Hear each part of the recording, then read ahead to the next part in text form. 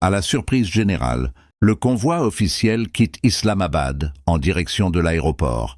Après seulement une journée de discussion, la délégation américaine plie bagage. Le vice-président des États-Unis, J.D. Vance, repart sans accord. Quelques heures plus tôt, visage fermé, il déclarait « Nous avons eu des échanges sérieux avec les Iraniens.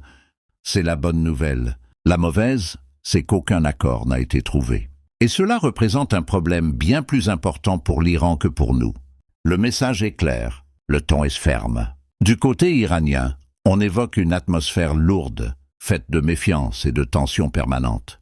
Pourtant, une proposition américaine reste sur la table. Aucun détail n'a filtré, ce qui laisse une porte entrouverte à une reprise des négociations. Les autorités pakistanaises, elles, ont tenté de maintenir le dialogue. Pendant plus de 20 heures, les discussions se sont enchaînées dans un hôtel sécurisé, sans succès.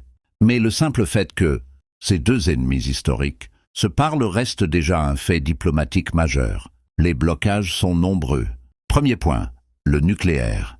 L'Iran refuse d'abandonner son programme et encore moins de renoncer définitivement à l'arme atomique. Pour Téhéran, ce serait une capitulation. Deuxième point de tension, le détroit d'Ormuz. Un passage stratégique par lequel transite près de 20% du pétrole mondial, toujours sous pression iranienne.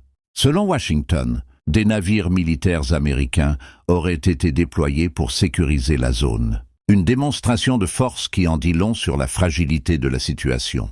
De son côté, Donald Trump se montre détaché. Accord ou pas, peu importe. Nous avons déjà gagné. Une déclaration qui contraste avec les espoirs initiaux. Alors une question demeure. Que se passera-t-il si aucun accord n'est trouvé? Le cessez-le-feu signé récemment expire dans moins de 2 semaines. Et pour l'instant, aucune prolongation n'est envisagée. Une trêve fragile, dans un équilibre de plus en plus instable. Et derrière les mots, une réalité inquiétante. Le spectre d'un nouveau conflit,